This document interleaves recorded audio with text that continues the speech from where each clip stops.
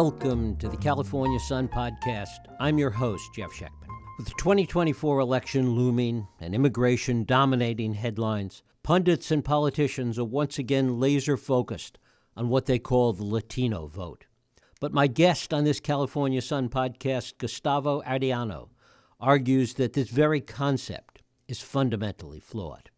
As a columnist for the Los Angeles Times and the one-time host of the Times podcast, Arellano recently completed an extraordinary 3,000-mile journey through the American Southwest, from the cafe that inspired Taco Bell to the mining towns of Arizona that produced some of California's most important Latino political leaders. His journey reveals a story that's central to understanding California itself, where Latinos represent the state's largest ethnic group and are reshaping its political, cultural, and economic landscape. What he discovered along the way was far from the conventional political narrative.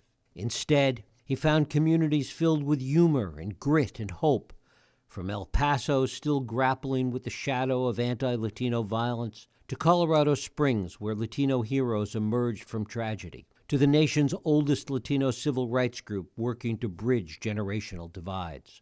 Himself the child of Mexican immigrants, one who arrived legally and another who came in the trunk of a Chevy, Arellano brings both personal insight and journalistic rigor to this conversation. Arellano's work for the Los Angeles Times involves covering Southern California and the West. He previously worked at OC Weekly, where he was an investigative reporter for 15 years and an editor for 6. There he wrote a column called Ask a Mexican and is the author of Taco USA, How Mexican Food Conquered America. Today we'll explore what his journey revealed about identity politics and the future of American democracy, and why, in an era of doom-scrolling and partisan division, the Latino experience offers unexpected lessons in hope, resilience, and community. It is my pleasure to welcome Gustavo Arellano back to the California Sun Podcast. Gustavo, thanks so much for joining us. Gracias, as always, for having me. Well, it is a delight to have you here. You've made this journey many times before, or parts of this journey. What was it about this one that was different, and what set you off on it? Well, what was different about it was that it was a suggestion of my editors at the Los Angeles Times, and I almost immediately said no at first because I love road trips. But the idea of going around asking people, hey, are you going to vote for Trump or for Harris? It's just so simplistic for me. And it's something, sadly, that too much of mainstream political reporting does. It's just like, and especially when it comes to the idea of this Latino vote, what I have seen, especially coming from political pundits, is they're aghast that not only could some Latinos possibly consider voting for Donald Trump, but that an increasing number of them have been doing so or are saying they will from 2016 to 2024. Like his, he increased his share from 2016 to 2020, and polls show that if the polls come true, that he's going to get the biggest amount of Latino voters since George W. Bush, despite him being the person that he is and promising to clamp down on migrants coming into this country. So I'm just tired of it. As a Latino, I'm kind of tired of people just assuming all things about my community. But what finally triggered me to say yes to it is, I have amazing bosses, Cindy Chang, my immediate editor, Hector Becerra, managing editor for the LA Times, and Shelby Grad, the deputy editor in our section. And I told them, I'll do the trip, but it has to be my way. There's stories from the Southwest that I've been wanting to tell for years, but I haven't been able to because my day job, I cover California for the Los Angeles Times. That's my column. I cover who we were, are, and becoming as Californians. So going to small town Colorado or through the chili fields of New Mexico doesn't really align with that. But I said, if you folks want me to take a road trip to hang out with Latinos in the American Southwest, the region where the idea of Latinos has been longest in this country, over 425 years, and it happens to be an election year, hey, I'm down for that. And thankfully, they were happy with that. And that's how the series came about. What is it that we miss here in California in trying to understand the ever-growing Latino population here, but causes us to miss what's going on in all of these other places in the Southwest, very, very different culturally and politically, that you encountered on this journey? Well, first and foremost, we all live in our bubbles, especially in our California bubble. Even within California, how often do people from the Imperial Valley, oh no, or the game I always play, when people say, "Oh, I'm from the Valley," I ask them which valley, and they look at me like they're offended. Like, what do you mean? And they'll refer to their particular valley, but I'm like, "Are you from the Central Valley, Salinas Valley, San Gabriel Valley, San Fernando Valley, Imperial Valley?" Well, Happy Valley's in Pennsylvania, but so we all live in our bubbles, even in California, let alone to try to have connections to the rest of the Southwest. It's not going to happen. But this idea of Latinos being this monolithic blue voting bloc, that is a direct result of true California politics. I mean, it is so many political scientists, sociologists, reporters, historians have documented how Proposition 187, which was the 1994, of course, ballot initiative, the California voters passed by an almost 2/3 majority that sought to make life miserable for undocumented immigrants, how it radicalized my generation. I'm like late Gen X, so my generation of California Latino voters into going Democrat. But so that's true. At least that story was true, but that's 30 years ago. Now you have a new generation of Latinos, younger Latinos. You have new immigrants who have come in. So the values, the voting values that my generation had, they're not going to align with what this current generation has. So I just think in terms of covering, or what are we missing here in California, or across the Southwest, we're just not talking to these new Latinos. We're not also considering that people's votes and views may change as they get older. Or what I think is really funny, maybe I'm jumping ahead of the conversation here, but what I'm seeing a lot of explanation from the national media about why Latino voters have warmed up to Trump is people are saying like, "Oh, wow, we didn't expect this. Latinos are assimilating.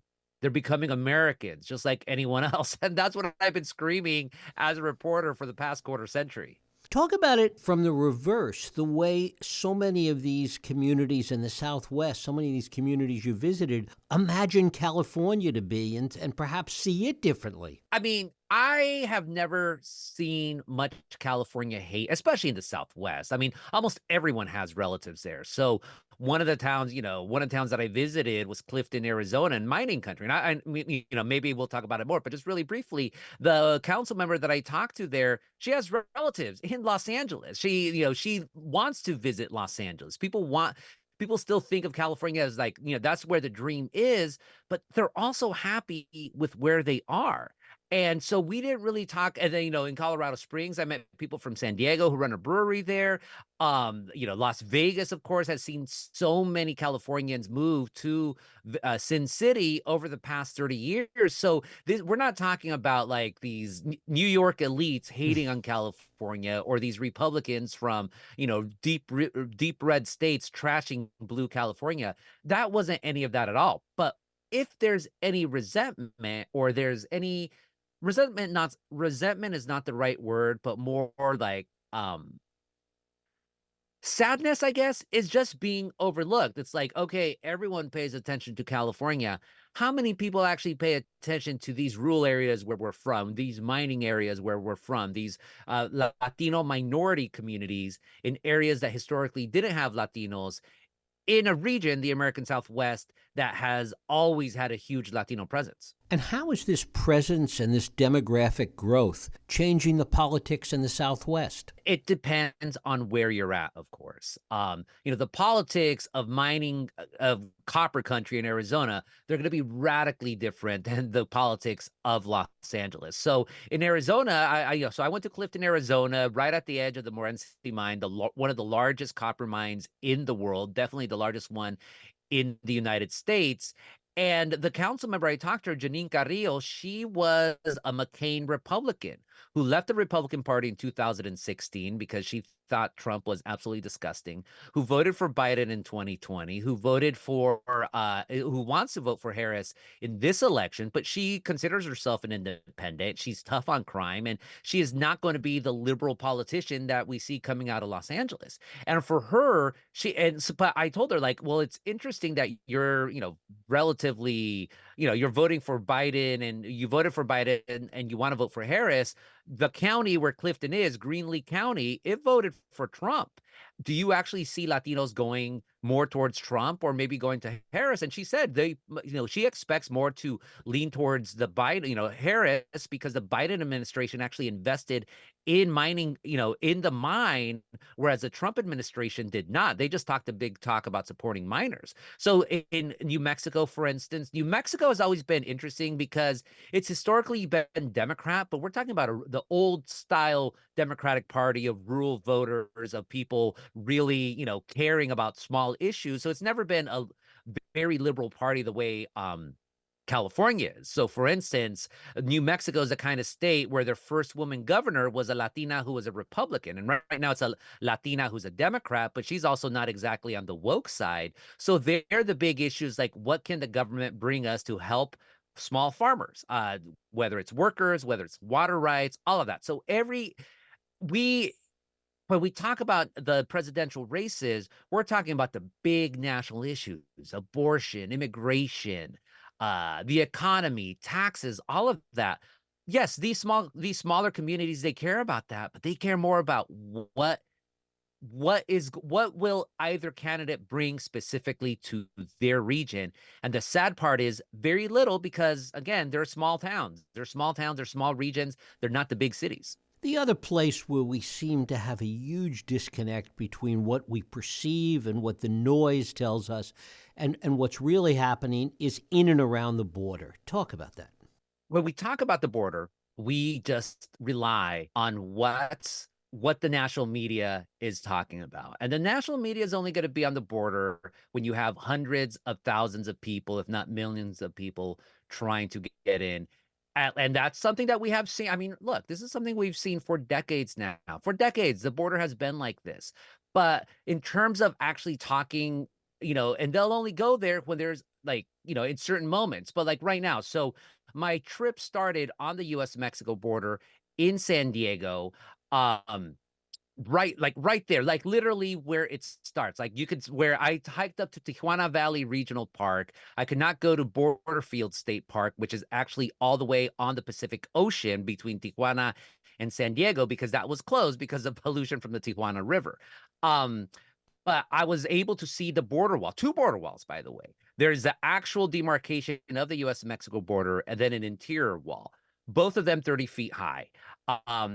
Trump, of course, takes credit for this big, beautiful wall, as he would say. Never mind that these big border walls have been built in one way or other by both Democrats and Republicans over the past 50 years. And an activist with, what's it called? The American Friends Services Committee, which has a camp right on the US-Mexico border wall, the interior one. They took me to basically a hill, big, tall hill, where I could see below me the Biden administration building a bluff so they could build a 30-foot tall border wall that will connect with Trump's border wall. So the idea that the Biden administration isn't cracking down on immigration, that it's not tough on the border, it's a flat out lie. It's a flat out lie, but the national media would rather take the easy route and say, well, Trump is a xenophobe, he's hard, Biden kind of doesn't know what he's doing, he's soft. That's just not the reality. And frankly, I think this is what happens when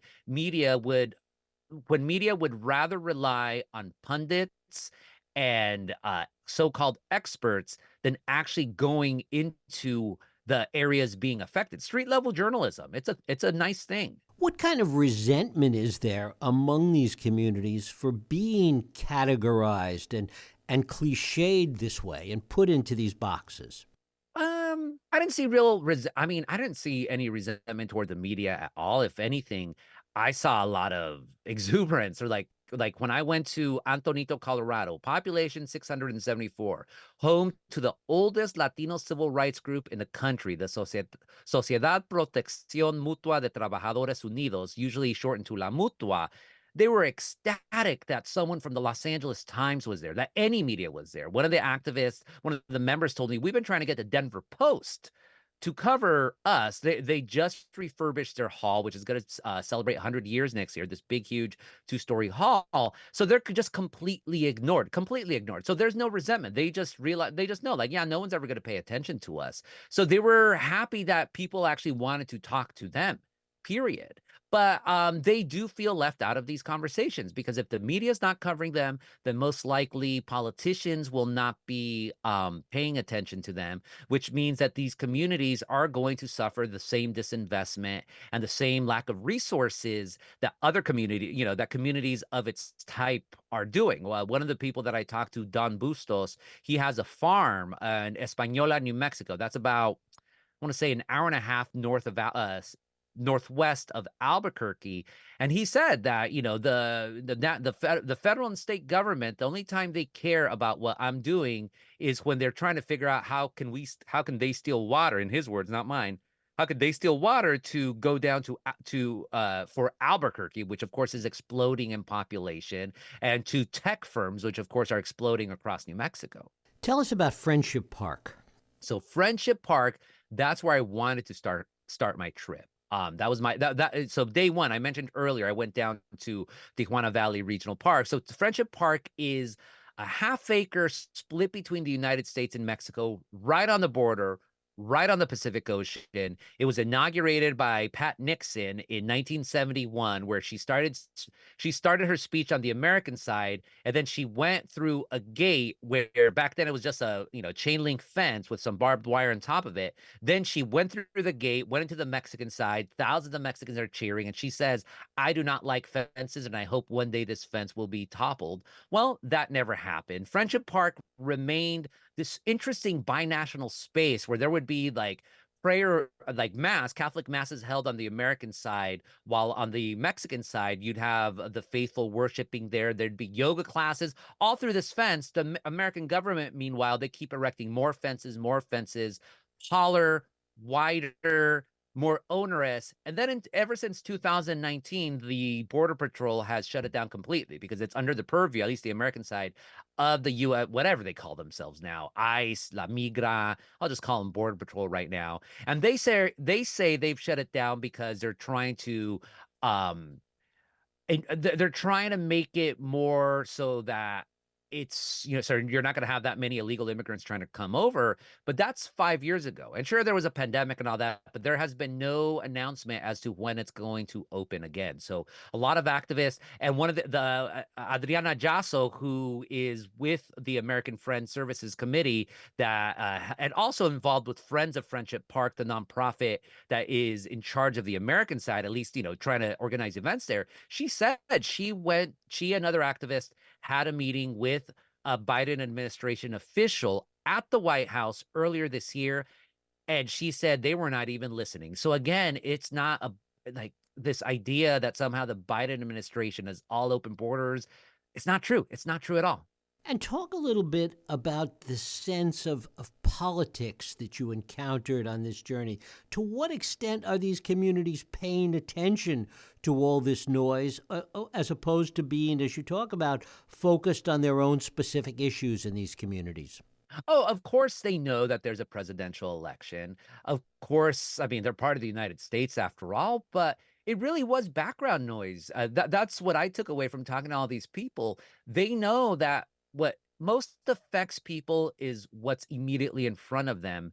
And to fix that, I mean, it's going to be about local politics. It's not going to be national politics. And the national politics, frankly, the obsession that too many people have over partisan politics as it plays out nationally, that's what's really destroying civic politics. My road trip concluded in San Bernardino. I talked to the two cousins who own Meat La Cafe. It's a legendary, oldest Mexican restaurant in the Inland Empire. That's where Glenn Bell of Taco Bell infamy got the idea to create a fast food franchise by eating those tacos.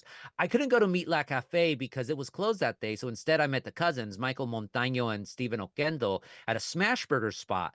And they said how all people want to talk about now is partisan politics, and they can't even tell you who the mayor of San Bernardino is. They can't even tell you who represents what ward. And people are just so and they said, like, if more people cared about local politics, San Bernardino, which of course has had a rough couple of decades, would be at a much better spot. And the anger over partisan politics is such that a couple of years ago, Gavin Newsom requested a meeting. He was in the area, so he's like, hey, his staff said Governor Newsom wants to meet with the two of you just to talk, just to talk. The cousins, neither of them are registered Democrats, by the way. Stephen is a Republican. Michael is an independent voter who leans liberal, but again is independent.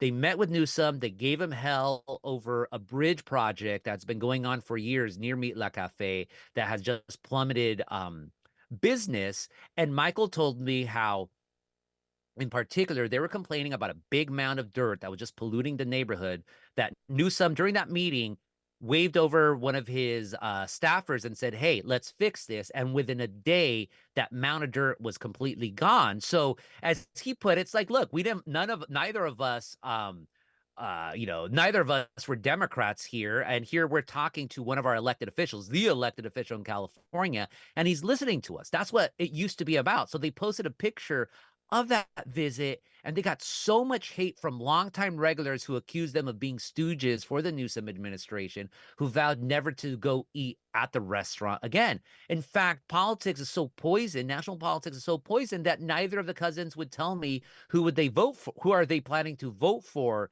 in the presidential election. And how does this continue to play out as assimilation grows, as some of these local issues become more critical in many of these places? How does this play out?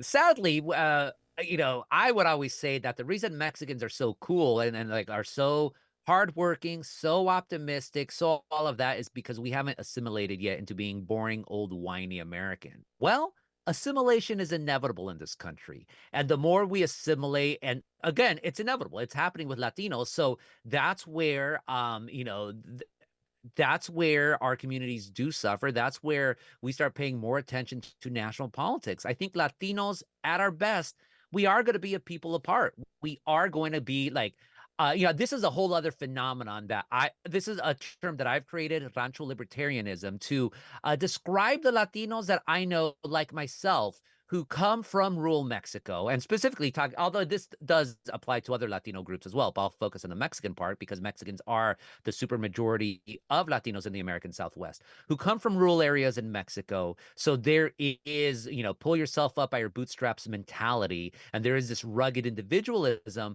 but that also plugs into caring about your local community, but that you can't really truly help your community unless you help yourself first. So I think Latinos at our best, we have that mentality of like, yes, we do care about, we do not look down on succeeding. We do not look down on working hard. We do not look down on pulling yourself up by the bootstraps mentality, but we're not also straightforward wacko libertarians. We also care about community, and we also care about the government spending, government spending in terms of investing in communities. So I think those communities that still have that rancho libertarian ideal of, again, caring, like bettering yourself, but also bettering your community, that's the way forward for Latinos in this country. And once you become a whiny, assimilated American, well, that's where we have the partisan wars that we have today. One of the things that we hear about almost as much as we hear about Latino politics, the Latino vote,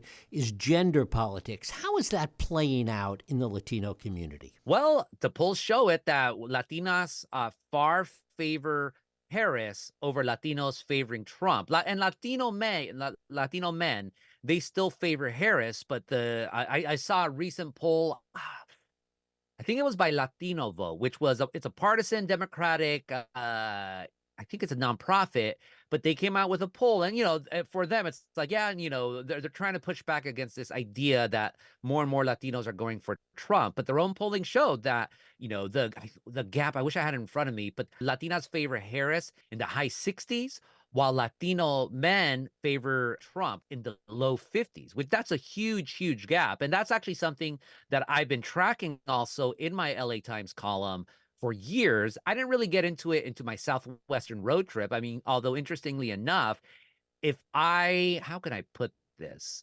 There was not really the only partisan Democrat that I met was State Senator Edgar Flores from Nevada and former Clark County Clark County Board Clark County Unified School District Board of Trustees, former trustee Irene Cepeda. They're both registered Democrats, but they also said that they're willing to work on, with Republicans. So the Latinos that I talk to are not the partisan deep blue Latinos that the media would have you believe.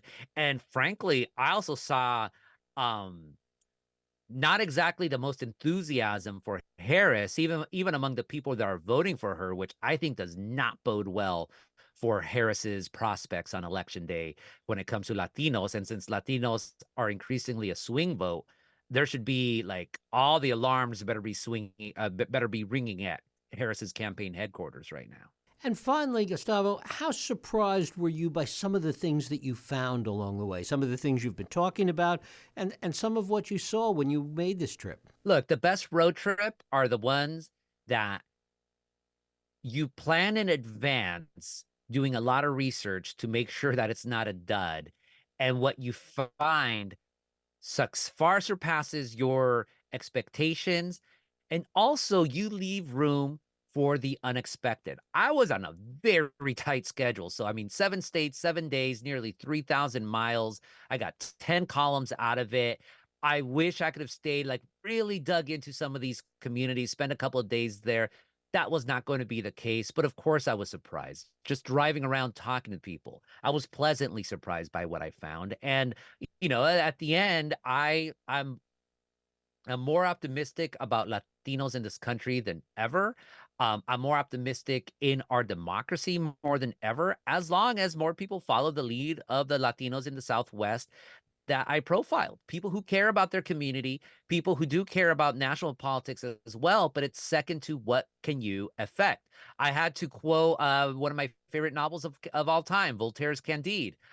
This idea at the very end that we must tend to our gardens. Yes, the outside world will always be there. The outside world will always disappoint you. The outside world will always be trying to mess up your world. So the most important thing you can do to try to at least have a satisfactory life is take care of what you can take care of.